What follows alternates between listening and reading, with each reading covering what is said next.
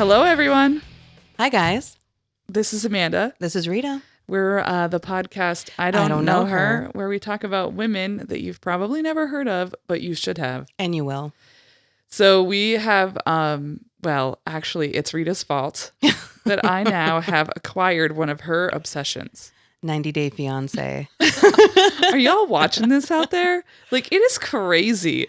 I had no idea what this process was. I have a coworker that was telling me about this. She actually gave me her Hulu password so that I could watch this show specifically.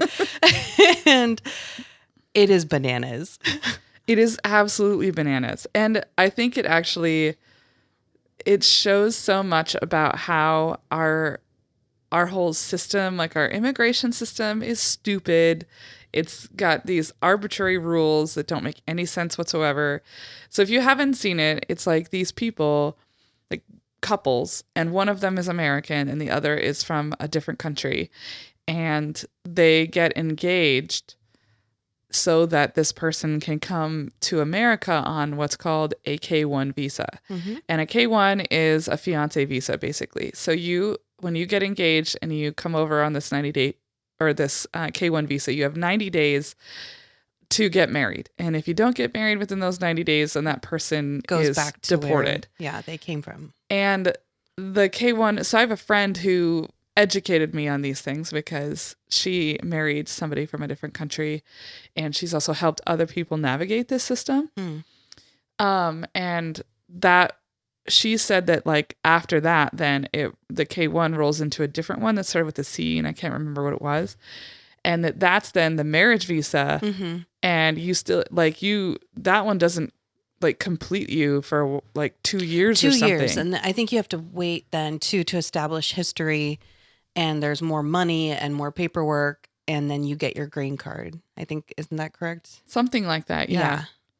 And it's a very complicated process. I had a friend who married a guy from Norway, and that was a hell of a process because she lived in eastern Montana, which is where we're from. Mm-hmm. And the nearest federal office for doing immigration stuff is in San Francisco, California.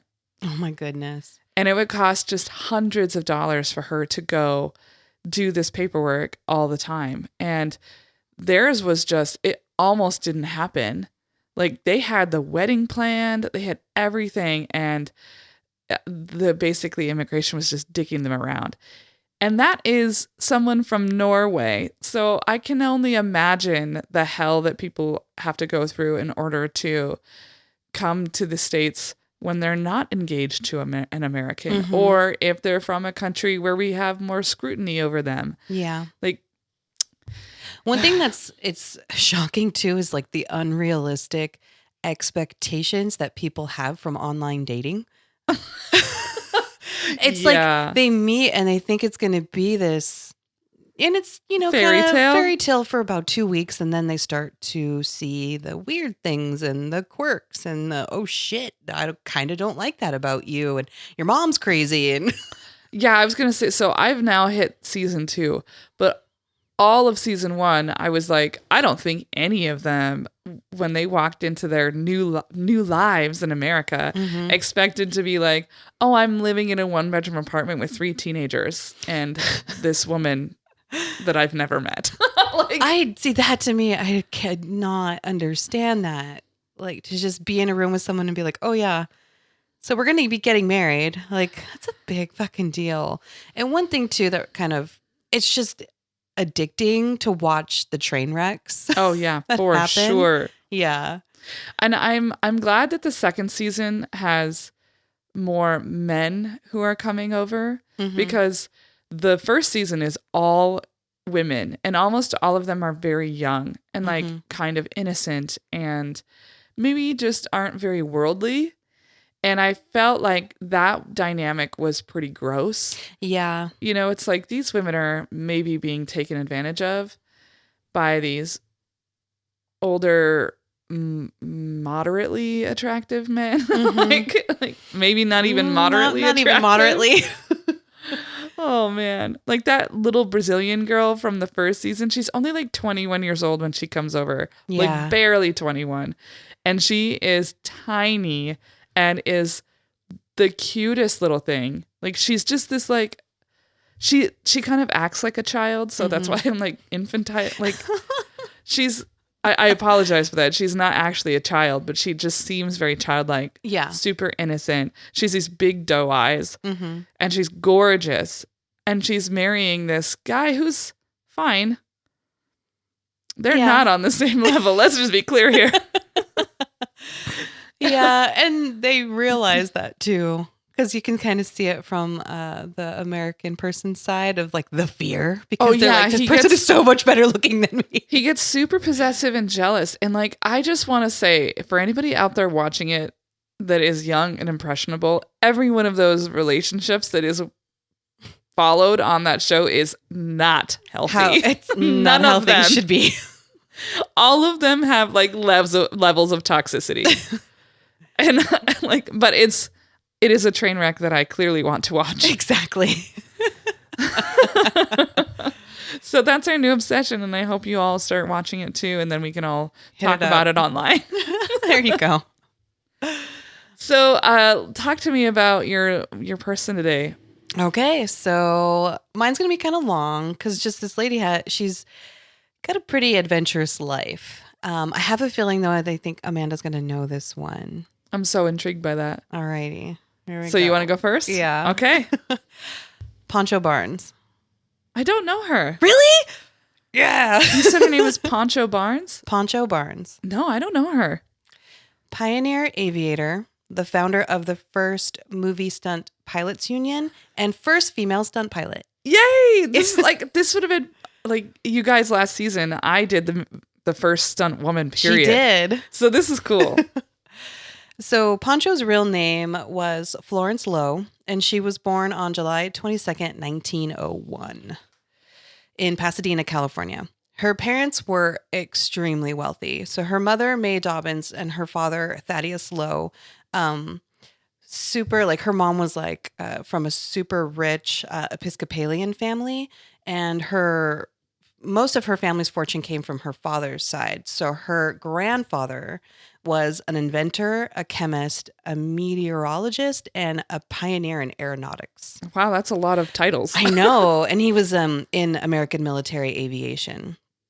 He was president of the Potomac's Balloon Corps during the Civil War. Did you know that we had a balloon corps in the military where they would use balloons to travel and drop people into like hot air balloons? Yeah. Like a balloon in a basket. No, I guess I wasn't aware of that. It wasn't a highly successful chapter. Shit. A slow-moving giant balloon is not a subtle way to do military tactics. It's not? That's shocking to me. Well, so he had to forcefully resign. Did you say forcefully? Yeah. Like somebody forced him to resign? Yeah, because he just couldn't accept that the balloon wasn't the best way to perform military tactics? Okay. Oh my God, this is going to be hard. So, yes, he resigned because the people thought money could be better spent elsewhere. Shit, yes. So he concentrated on inventions, and one of his most groundbreaking and one that made him a millionaire was the ice machine. Like the thing you get ice out of at a hotel? Like an ice box, yeah. Well, that's kind of cool. Yeah, so Pancho's family had it made. She was richer than God. She lived in a 35-room mansion in a huge estate. 35 rooms in San Marino. Her father was like an outdoorsman. Her mom was doing the socialite thing. They rode horses. She was an award-winning equestrians, all that shit, blah, blah, blah. It's like the richest people, shit. They would supper. They wouldn't have dinner. So Pancho said her father indulged her like a son. She had an older brother named William, and he was constantly ill. So her mother put all of her focus on William, leaving Pancho to be spoiled and encouraged by her father and her grandfather. William sadly ended up dying when Pancho was 12 years old. And so the loss of her brother affected her greatly. It was around this time her grandfather took her to her first air show. It was the American Aviation Exhibition near Long Beach. This is where she said the spark was lit with what would become her lifelong passion. She was fascinated by the show. She was fascinated by the planes, and she knew it was something she wanted to do. So after her brother's death, she took full advantage of her father's leniency, and she was a super rebellious teenager. She was very much a tomboy. She liked to dress in men's clothes. She ran away multiple times, including one time she took off to Tijuana on horseback. On horseback? Yeah. All right, then. Okay. She was in and out of different prep schools. I think she was in and out of 4 to 5 different schools. Wow, so she was super rebellious. Yeah. She often had trouble in school with being such a tomboy. And her appearance actually, she was very masculine looking, and she carried herself very, very masculine, and making her the target of a lot of people. Yeah. Yeah. People have a problem with when you don't look the definition of their gender binary. And she's like rich. She's supposed to be this socialite. She's supposed to be in a dress, and she's supposed to be like her mother. And she's like, fuck that. I don't want to do that. Yeah. She's got like a really prescriptive idea of what she should be. Yeah. So after her high school graduation, she decides to be, gasp, a veterinarian. Her parents did not want her to do. She loved horses. She loved animals. She thought it would be a good career. So her mother responds by enrolling her in a more ladylike school. She enrolls her in art school. She doesn't want to go to art school. Is she even an artist? No. Okay. So and her grandmother decides that she needs a nice, respectable husband to slow her down. So her grandmother arranges a marriage. She marries C. Rankin Barnes. He's an Episcopal priest. Okay. And she's 18. Yeah. And I was like, can priests get married in Episcopalian churches? Okay. Yeah. In the Episcopal church, they can. So Pancho, she accepts the marriage because she thinks this is going to get her out of her parents' house. That's like that, the one was that last week? Yeah. Moolah was married at the age of 14. Ugh. Yeah, and that Which was why. So many people do. Like, I want to get away. Yeah, she wanted to get out of her house. So she obliges the marriage because she's, okay, I can go. You know, I'll leave the house. And the priest gets quite a dowry from her parents of like, hey, here's all this money. Take her. I've always been so weirded out by the dowry culture in some ways because it feels like a bribe. Like, yeah, get my daughter off my hands. Here's money. Here's some coin. She's your problem now. Yeah. So it's rumored that Pancho and her husband were only intimate once. It's said that tracks. They said it was like the marriage was consummated and she was pregnant from that first encounter. The one and only. The one and only. But then I heard from another place I was getting research from. It said that their son was born a couple of years after their marriage. So I'm like, that can't. So I'm not really sure. Okay. Not that we need to necessarily know how many times they had sex. Of her sex life. So they end up having a little boy, and she names him William after her brother. She struggled in this life. She said she did not like being a wife, and she did not like being a mother. Her maternal instinct was nil. She was like not what she wanted at all. She would often leave her husband and her child for months at a time. She would disguise herself in men's clothing. She kept going to Mexico. She really liked it down there. She went aboard a freighter and she roamed through the Mexican countryside for months. During this time in Mexico, she got the nickname Pancho. I was going to say, because like at the very beginning when you said that her name was Pancho, I was like, isn't that a male nickname? Mm-hmm. Like I think about Pancho Villa, right? Like that, like that's how I just associate with men. I wonder, we didn't have the language or the identity necessarily like in the zeitgeist of what that means, but I kind of wonder if she was always maybe non-binary or trans, I kind of seems like she was non-binary. Like, yeah, she was who she was kind of person. So when she was 22, her mother died and her father remarried a woman that was only 3 years older than her. So gross. She didn't like that. So dad's busy with new wife. Husband's busy with his church and the baby boy. So during this time, Pancho starts riding horses for films in Hollywood. She's earning a decent wage for herself, and she had a long string of multiple affairs with multiple other men. and with men. With men, yeah. I kind of expected it to go the other way. And she was seen as an embarrassment to the family. So she was left with this huge inheritance from her mother. She got about $500,000. Wow. And that's what year? And this is like 1920s. Yeah, that would be quite a bit of money. So it's like basically almost like $7 million for us. Yeah, I can think of some things I'd do with $7 million. And Pancho did. She partied the money away. Oh, no. She traveled to South America. She went on a cruise. She was throwing parties. She was throwing parties in her parents' old mansion because her dad moved with his new wife. And so she had the mansion. The 35-room mansion? Yeah. So she's like, let's fucking bash. And this is a quote from Pancho. She said, "Ah, hell, we had more fun in a week than those weenies had in a lifetime." I'd want to be her friend. Me too. Just to like hang out like once in a What are we while. gonna But do, that Pancho? lifestyle would be crazy to live all the time. So at this time, Pancho's in her late 20s, and she decides finally, she's like, I'm going to fly. This is what I want to do. She starts taking lessons from a World War I pilot, Ben Caitlin, who was her cousin's instructor. His airplane was a rust bucket, is what she said. You know how planes have like all kinds of equipment and safety stuff and gauges. All this plane had that worked was a oil gauge. Cool. They would actually stick a string in the gas tank to see how much they had left to be able to fly.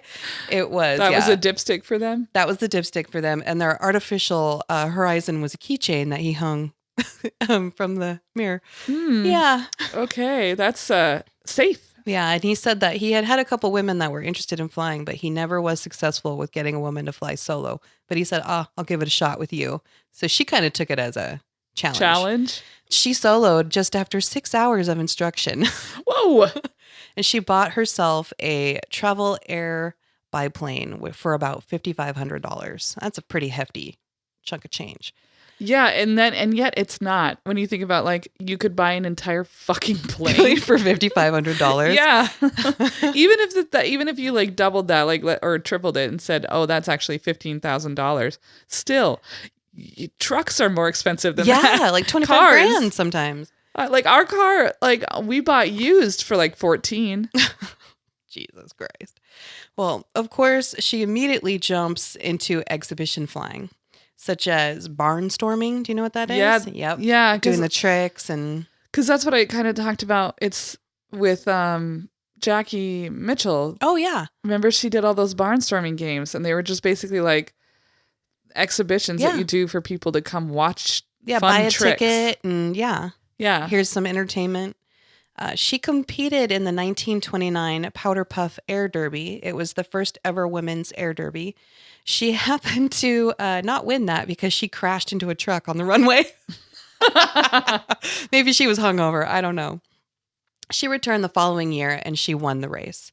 She was flying in a low-wing racing plane with a top speed of 235 miles an hour. Pancho broke Amelia Earhart's women's world speed record in that same race by maintaining an average speed of 196.19 miles per hour. That's pretty cool. I love that she, we all know who Amelia Earhart is. Exactly. So that's cool that we should also know her. Exactly. Pancho, what's her last name? Barnes. She savored this win because Amelia had once called Pancho just a marginal pilot. It's like, well, honey, you did crash in front of everybody. It's true. She landed herself a sponsorship as well. Her sponsorship was with Union Oil. Her sponsorship came with being a test pilot as well, which is really dangerous because you're just testing out new equipment and new things. You don't know what's going to happen. Yeah. You could lose your life. Could malfunction easily. And she worked with airplane manufacturers and also she would do like promotional flights for them. When her sponsorship ended with Union Oil, Pancho went to Hollywood. She made quite a name for herself as a stunt pilot and became the first female stunt pilot in Hollywood. How did she get into it?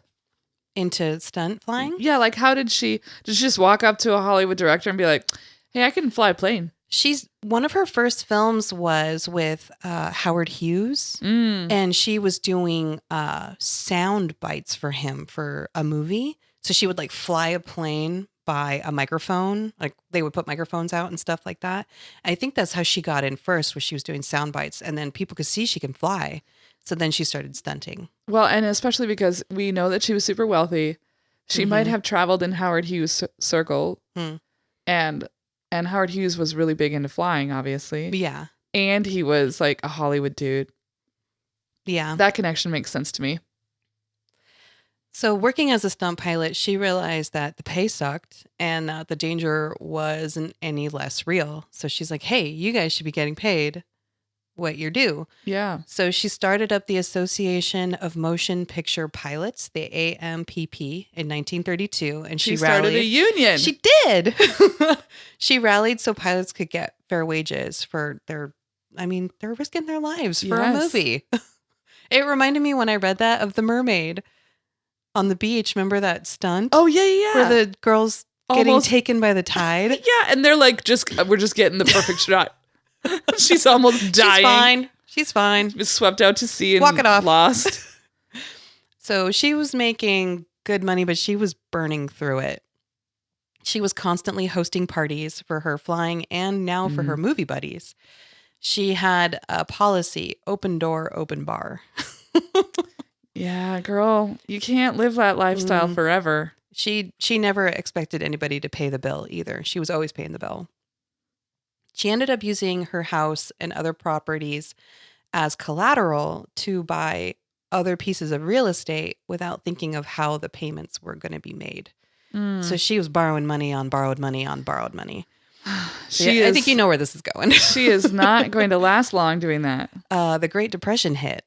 Oh, shit. Yeah, of course it did. So her money burned out. She ended up selling all of her properties, and she bought a 4-room ranch house in Antelope Valley, California. It sat on 180 acres of alfalfa near Muroc Dry Lake, near what is going to be in the future the Army Air Corps, which is Edwards Air Force Base today, present. Where's that at again? It's near Muroc Dry Lake in California. In California.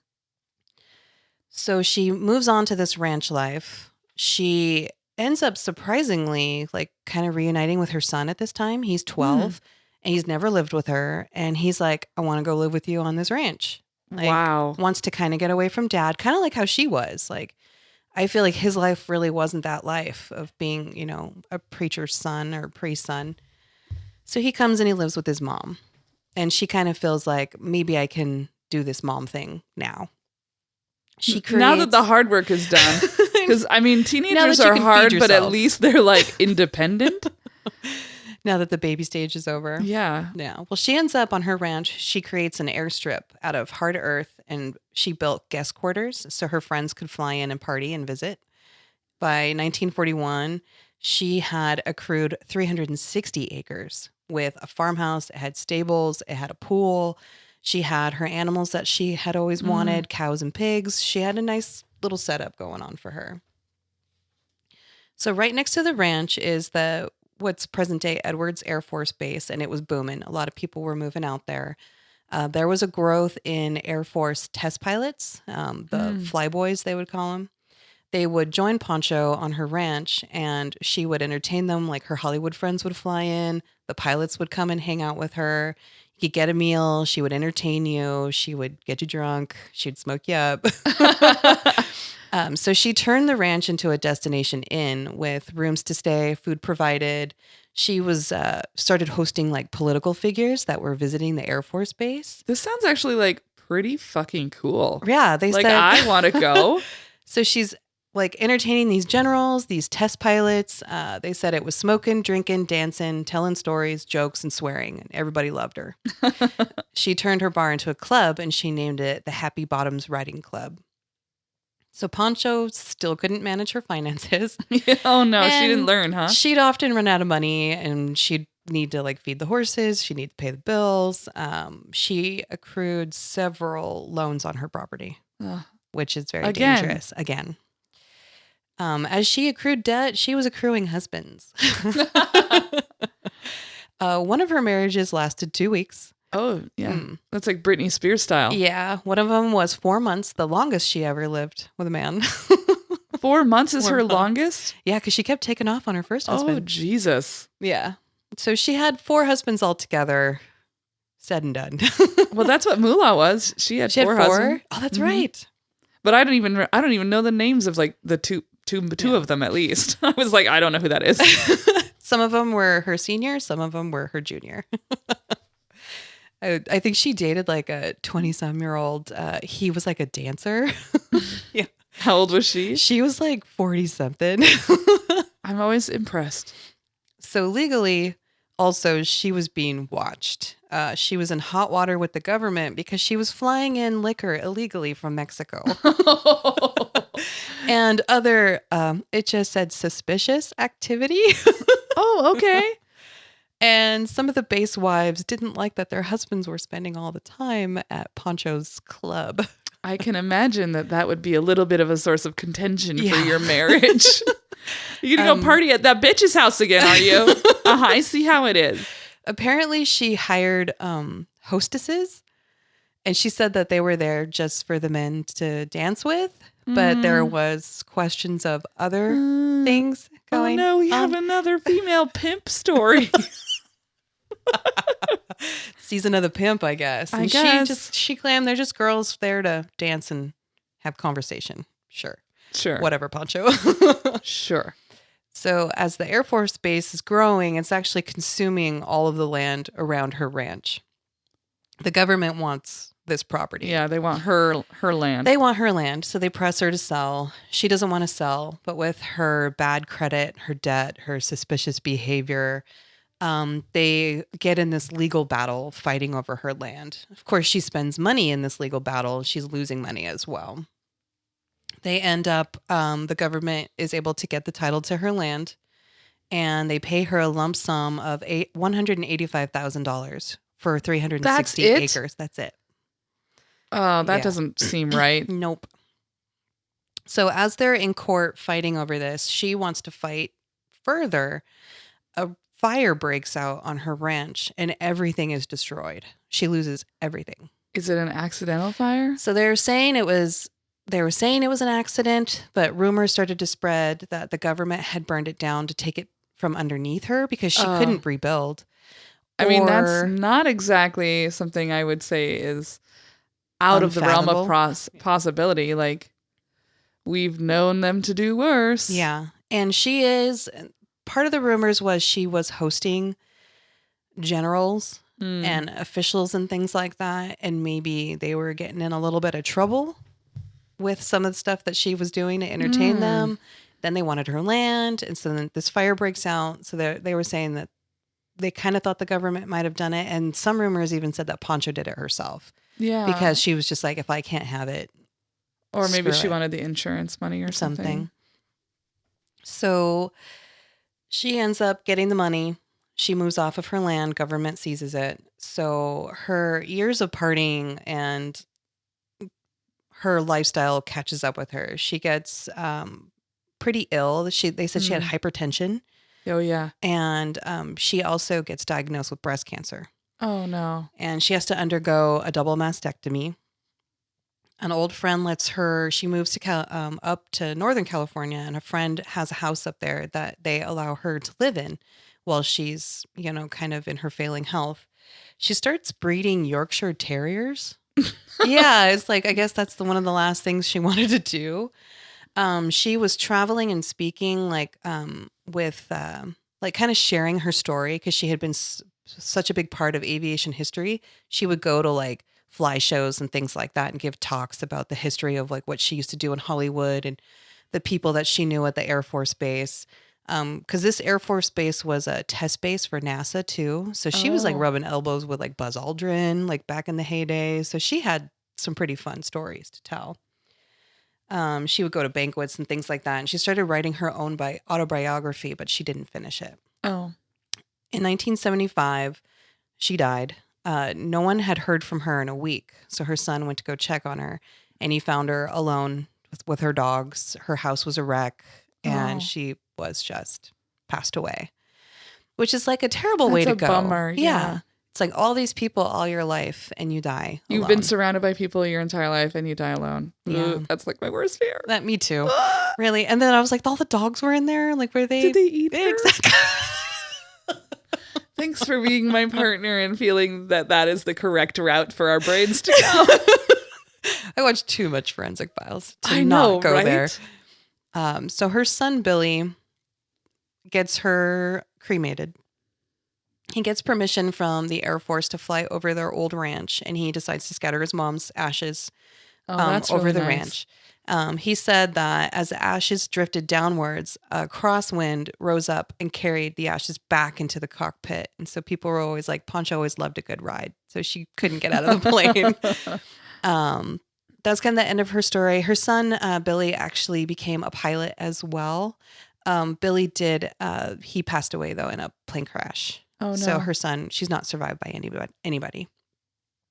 There's a lot of writings about her. There's a really kind of cheesy movie that was made in the 80s about her. The one piece of that was done really well that I think paid proper due to her was a documentary that was made for PBS, and it's called The Legend of Pancho Barnes and the Happy Bottom Riding Club. It was made in 2009, and this film chronicles her entire life story. It was produced and written by Nick T. Spark and directed by Amanda Pope, which I love that it was directed by a woman. Directed by a woman. And it actually won an Emmy for Best Arts and History Documentary. So if you guys are looking for a good documentary, watch it. It's fantastic. And Kathy Bates is the narrator as Pancho Barnes. Do you have any clips from it that we want to put in? I don't have any clips from it. No. Oh, okay. But I got my information from Britannica.com. I've got it from Forgotten. No www this year. Shut up! She gonna get slapped, I swear. Or I'll just push you really hard. Right through this window. From www. Forgotten Newsmakers. And I took a little bit from Wikipedia. It's starting to become like my least liked search engine. There's also a PanchoBarnes.com. And yeah, check out the documentary. It's fantastic. Nice job. I liked her story. I did too. Pancho is a little spitfire. I liked it was like intrigue and mystery and there's partying and I like that. Lots of sex too. Girl got hers, yeah. Although I was still waiting for that little queer element to come in. Me too. There's I'm going to include when we put it on social, there's just some fucking awesome pictures of her. She's got like this short brown haircut. She's wearing like an aviator's jacket, but there's like it's dipped real low and there's like no shirt underneath. Ooh. And she's got a cigarette. I was like, oh, baby. Spicy. I like that. I do too. All right, you ready for my lady? She ready. I'm going to talk about Rose Fortune. I don't know her. What a name, too. I know. She was a successful businesswoman and the first female police officer in all of Canada. What? Mm-hmm. Whoa, okay. Yeah, get ready. It's cool. I like her story a lot. Rose Fortune was born in Philadelphia, Pennsylvania in 1774. Holy shit. Yes, so before the United States is officially a country. It's still the colonies. Holy shit. Though her specific birth date is unknown, historians believe she was born in March of that year. Her parents were named Fortune and Aminta. Ooh.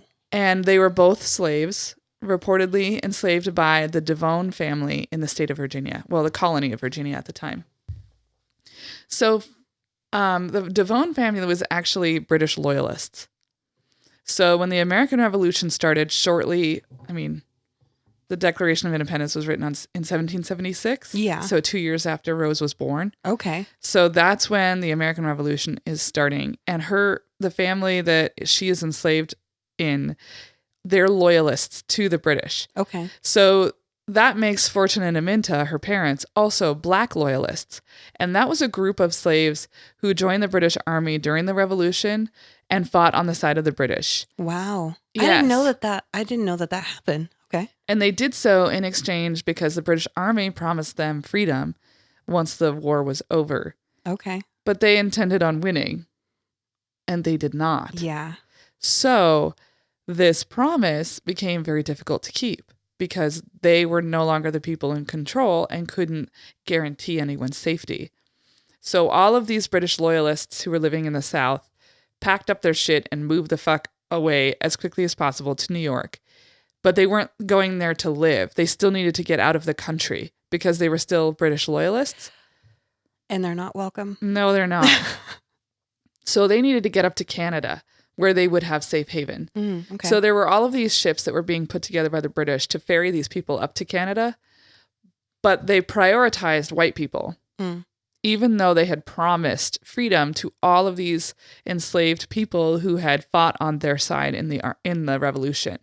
And to not get on those boats and go to Canada would mean being put back into slavery, and not just that, but back into the families that they had been living in, who would now be pissed as shit that those people had the audacity to go against them. Yeah. So it was not going to be a good fate for anyone. No. So even though the family that Rose and her parents were a part of were loyalists, that provided them a little bit of protection because they brought the family, the Devon family brought them to New York, but it didn't really mean anything because once they were all boarding the ships and the ships were being prioritized by white people, it was like, who cares? And anybody who got left off would go back into a slave auction, even if they had been promised freedom by both their family and the British Army. Yes.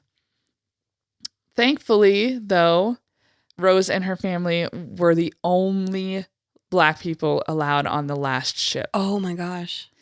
And the only reason I know that is because I watched a really boring documentary, but very informative, put out by like a Canadian like history site. And they had a journal entry from a white woman on board who met Rose. Oh. And she was a little girl. And the white woman just like, oh, I met this little Black girl on the ship, and she's the only one on the ship. Wow. Yeah. There were approximately 3,000 Black loyalists who eventually were brought to Canada, but that wasn't the amount that actually pledged their loyalty. So there were some left behind.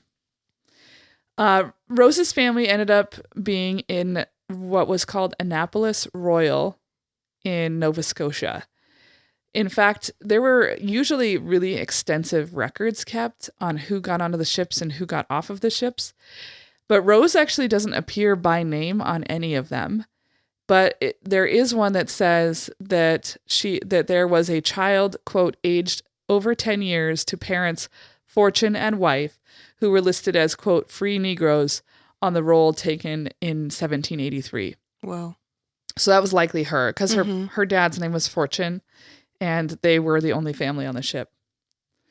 Although the Black loyalists in Canada were technically free people, it was very difficult to find employment, because even though the Canadians didn't have slavery, they still looked at enslaved people as servants. Like they were not worthy of having employment above the servant industry. Jeez. So it was nearly impossible to find like decent paying work that wasn't like work yourself to the bone for this white family, which is like exactly what slavery was. So Rose's family, though, they started attending this Anglican church, and it was a pretty big church.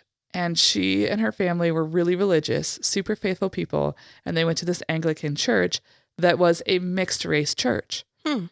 There were lots of Black churches in the city, and she could have, like, their family could have joined those, but they were really Anglican in their faith, which happened to be a more of a white, like at the beginning had been more of a white form of Christianity. Okay.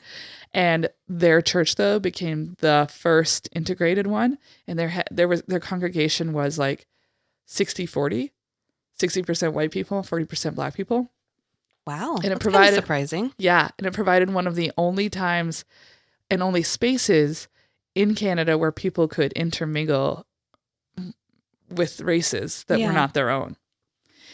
And Rose's family became very well loved in this church, which meant that Rose had access to all of these people that she maybe wouldn't have otherwise. And many of those became, so because they couldn't have a lot of employment, Mm-hmm. she and her father basically started their own business, which is pretty cool. Very, yeah. She had been growing up on the docks, working on the docks with her dad, and it was really hard work. And she would often dress in men's clothing to be able to do this hard work. Yeah. Especially because it's Nova Scotia, which is like north of Maine. So you think about the blustery winds that come in over the ocean, and like it's cold. Yeah. It's cold almost all the time because it's windy. Yeah. So in the late 1700s, Rose was about in her mid to late 20s. She just decided, I'm going to be a policewoman. Okay. And there was no official police force in any Canadian cities at this time. Oh. So she sort of just made it up. So were there police officers then? Or no? Then how does she know what a police officer is? Well, that was a title that was then given to her later. Okay. But there were police officers, obviously, in history. Mm-hmm. But much like in America, there wasn't official police forces Okay. for a really long time. Huh. Because America was like founded on this idea that they didn't want the government watching their every move. So there were like sheriffs who were like self-appointed, but that was usually it. Mm-hmm. There was like a sheriff's office, but city police forces didn't come into play until pretty late, actually, like late 1800s. Wow. So at this point, there's no established police force. So she's just making shit up. And basically she said that the idea grew out of her need to protect children. Really? Yeah, because there were a lot of children whose families were like working poor, and the children would be running around unsupervised at all hours of the day and night. And so she was like, I've got to get these children home. Like they need to not be out here where there's dangerous people. So she would like scurry along and discipline these boys that are just hanging out, and she would get them to go home. And she started she established a curfew, and that if you were not inside by this curfew, she was going to come after you. Wow. Yeah. So she kind of became like this mom to a lot of people, but with like authority. And she carried around a big stick. So I'm pretty sure she beat people who didn't follow her. So in addition to doing this sort of police monitoring that she was doing, which really made her the first police officer, she also began carting luggage to and from the boats that were coming into the docks, and she would use a wheelbarrow. And this role was called a baggage smasher. Okay. Which is a funny name, but yeah, so she was kind of a baggage smasher. She would ferry people's items to the inns that they were staying at or to their homes, or she would make deliveries. Like, this ship has this delivery of food items, take it to this market. Nice. So she was doing all of this ferrying work for people, like with this wheelbarrow. So she'd put everything in the wheelbarrow, and then she'd run the wheelbarrow to wherever it needed to go. Ugh, so she was doing footwork. Well, Uber Eats, man. True. That's what she's doing. Yeah, she's being a delivery person, but really like on a larger scale, because she's delivering luggage and items and blah, blah. So she's like a cabbie. She's like a transport service. She's like a shipping company. Like, she's got all of these things that she's doing. Yeah. And like, that wasn't enough. She actually started the first wake-up call service. What? So people would she would meet people at the docks, right? Like, they would come in on these ships from wherever they were coming from. Yeah. And like, let's say it was some military officer that was coming in to meet with other people. So she would greet this guy as he got off the ship. She would take his luggage, and they would walk to the inn that he was staying at. And he might say like, well, my ship leaves Tuesday morning at 7 a.m. And well, if she was there at 7 a.m. on Tuesday and didn't see that guy, she'd be like, well, he's going to be late. Yeah. So she'd go over to the inn and go wake him up and be like, sir, your boat's about to leave. She'd wake people up with a stick too. I'd like to see that. Wake up.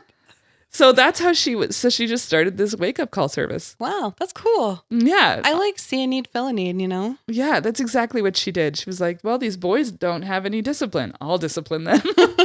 These people don't have any way to get out of bed on time. I'll wake them up. So this became like her calling, right? So she's doing all of this work, police work, luggage work, wake up call stuff. It makes her like a legend. Everybody knows who she is, not only in Annapolis Royal, but also all of these military officers who are coming and going out of the Nova Scotia port, ferrymen, travelers. She had an unusually familiar relationship with this prominent judge who gave her that, like, his closeness with her was, like I said, quite unusual. Nobody ever, like, explicitly said that that might have been more than just friends, but they were definitely seen together quite often, traveling to and from the boats together. And because he was so well respected and they had such a close friendship, she had like sort of acquired some of his status. And I think that's what helps her sort of respect as a police officer, because she's friends with the judge, and the judge finds her to be like this respectable, upstanding citizen. So she must be trustworthy. And this meant that because she was so well known, she became very well connected to a lot of very important people. And she was very much trusted. And so she became the very perfect person to become a conductor on the Underground Railroad. Ooh. Yeah. She was actually an Underground Railroad conductor on the Nova Scotia end on this lesser known route that was through the Maritime route. So most of the time, what we know of, like the original Harriet Tubman Underground Railroad path, would go through the actual country and up into Ontario. But this one was a maritime route that would go on the coast and go up to Nova Scotia. And it was lesser known and it was lesser traveled because it was really dangerous and you could easily get caught in a boat and then you were just fucked. Yeah. But she would be on the other end in Nova Scotia helping these people get in. And what I learned from reading her story was that I knew that if you were caught anywhere along the route, that there was the Fugitive Slave Act, right? Where like you could get caught and then get immediately like sent back. And that went all the way into Canada. So basically there were these like bounty hunters who were going up into Canada and looking for these fugitive slaves who could be immediately grabbed and taken. Wow. So she was helping them get off the boats, get to a safe place. And then once they were in that safe place, she had a network of people who were setting them up with like places to live and jobs and things like that, and fake documents that would show that they'd been there for longer. So she was incredible. Wow. And she would carry this large stick, right? Yeah. And she often was like tapping it on the ground, and everybody just thought it was like her quirky thing that she did. But it turns out that along the way, those taps were actually a code. So she would tap it when she would like get close to somebody that was supposed to be in her network to let them know that like they needed to do whatever it is that they had arranged for them to do. So it'd be like these taps mean go do this. These taps mean go do that. And those people would have, everyone around them had no idea that they were like basically speaking to each other through this code. Whoa. Yeah. So her work as a baggage smasher was actually a really great cover. Okay. Because she was loading up her wheelbarrow with these gigantic heavy trunks. So I'm actually going to have a clip from that documentary about how she might have done what she was doing on the Underground Railroad. Rose moved through the settlements of Annapolis, Lochiel, and Granville Ferry with equal ease, carrying on her baggage delivery business unimpeded in the rough and readiest parts of town and into the finest of districts. She wove together her network of trusted friends, those that she had met over the years. It was a perfect cover, trundling along with her wheelbarrow to the dock to greet the boats arriving from all along the Atlantic seaboard, often berating her frequent companion, the judge, to get along and hurry up or he would miss his boat to Halifax. No one would remark to see her returning along the roadway, her wheelbarrow laden with heavy trunks, and body leaning forward its great strength, pulling a precious cargo with single-minded determination. The wheelbarrow might make sudden stops to seemingly chastise a wayward urchin, her stick tapping furiously. Then suddenly, the urchin might disappear toward a doorway and a trunk would be delivered. Wow. Yeah, isn't that neat? That is really neat. That's so like well thought out. Mm-hmm. Yeah. So the people of the town considered her an exemplary citizen who was determined to keep order. And that is how she becomes known as Canada's first policewoman. Ah, okay. Rose became a living legend even at the time, and she was even written about in like a London newspaper. Like, Wow. I met this woman, blah, blah, blah. In 1852, Lieutenant Colonel Slay of the 77th Regiment encountered Rose, and he had this to say about her in his journals. I was aided in my hasty efforts to quit the abominable inn by a curious old Negro woman, stunted in growth, and dressed in a man's coat and felt hat.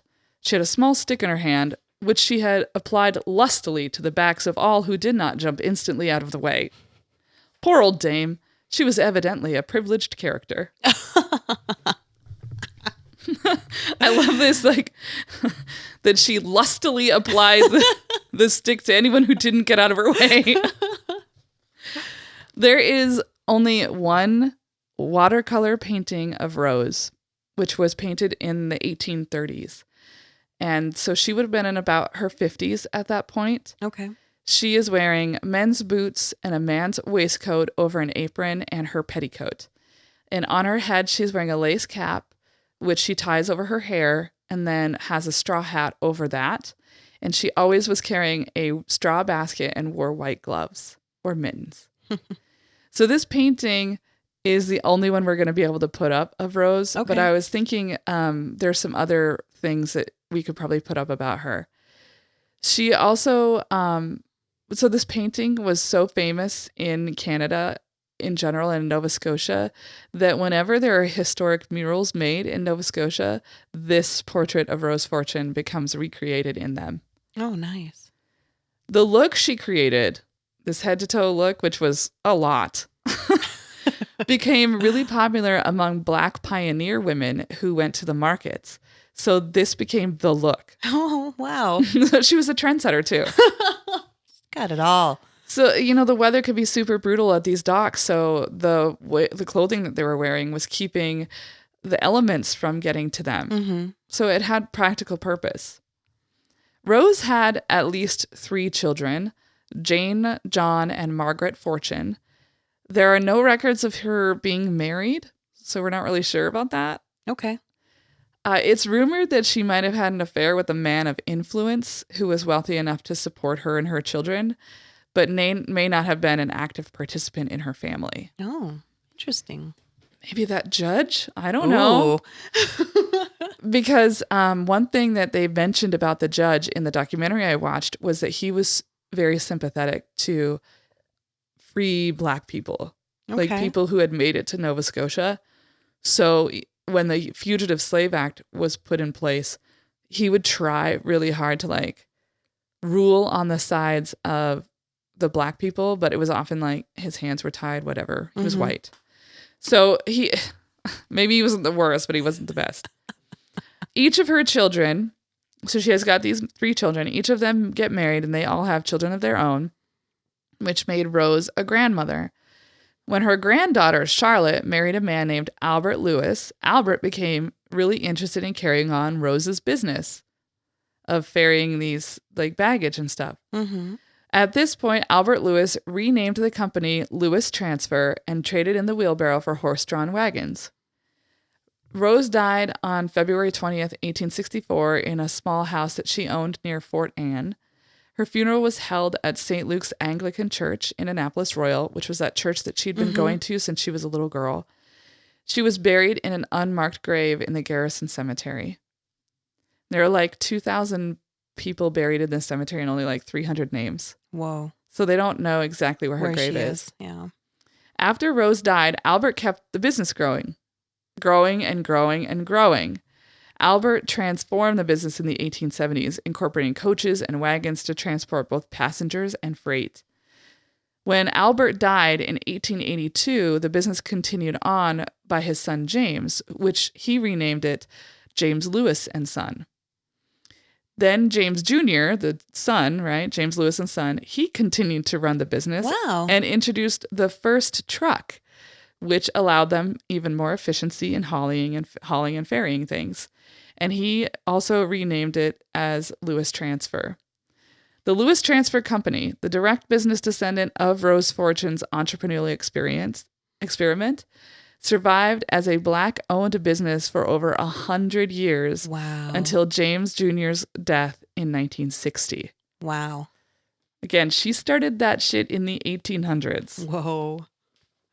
That is awesome. Oh, I got a better one. Okay. Rose's legacy doesn't end there. James Jr.'s daughter, Doreen Lewis, was elected mayor of Annapolis Royal in the 1980s, becoming the first Black mayor in all of North America. Whoa. Whoa. Doreen played her, Rose Fortune, in a video presentation at the Sinclair Museum, and it was called Ghosts of the Past. How cool is that? Yeah. A plaque honoring Rose was installed near the location of her house on the riverfront in 1999, and there was a play that was created inspired by her life and performed across North America in the aughts. And in May 2015, a new ferry that was operating between Digby, Nova Scotia, and St. John, New Brunswick, was named after her. It's called the MV Fundy Rose. And Rose Fortune was named a National Historic Person in January of 2018. And on July 20th, 2019, just a few months ago, a plaque in her honor was installed by the Historic Sites and Monuments Board of Canada at the waterfront where she worked. The boulder it is mounted on was donated by Fred Bailey, one of Rose Fortune's descendants. Oh, that's awesome. What a beautiful story and legacy. I know, and it's so impressive that this woman came from the worst of circumstances, had to create her own way through the world, and became not just an incredible business owner and incredible police officer, obviously, but created this sort of mindset that was able to be passed down generation after generation. Yeah. So cool. Amazing. Wonderful. The first Black woman to be a mayor in all of North America. That to me is bonkers. It's like her great granddaughter or something like that. I did the little family tree chart, and I kept getting lost somewhere. And I was like, I don't know how many greats there are. It's 3, I think. I think she's the great grand. No, maybe it's 4. I don't know. Anyway, she's the descendant. There you go. Of Rose Fortune. I got my information from Wikipedia, the African American Registry, the Annapolis Heritage Society, Parks Canada, the Canadian Encyclopedia, and that documentary Faces of History, which somebody put on YouTube. It's called Historica Canada or something. But they clearly dubbed it from a VHS tape because it does that thing. Yeah. Remember when you'd pop in the VHS tape and it'd have the lines across the screen and it would take a minute. Sometimes you'd have to push the tracking button. Yeah. Yep. It looks like I'm pushing the tracking button on YouTube. But it was very informative. It's the kind of thing, you remember when we were kids in elementary school and your teacher would be like, I don't want to teach today. And yes. Put on this terrible documentary where it's about bugs or you're half asleep. What a cell is. Yes, exactly. Hey, I'd rather be a baggage smasher than a balloon fight. Whatever that guy did. The balloon corps. Made up shit. I liked our ladies today. They were both fun. I did too. I hope you all enjoyed them too. So we want to thank you for listening once again this week. We hope you are continuing to enjoy our content. Please pass it along to everyone you know who might be interested. Do you know a feminist? You know a feminist. Tell her that she should listen. Let her know about this. Yeah. So this is I Don't Know Her. We are edited by Lucas McIntyre, and our music is provided by Jennifer Finch of L7. Please check out their newest album. Till next time, guys. Goodbye.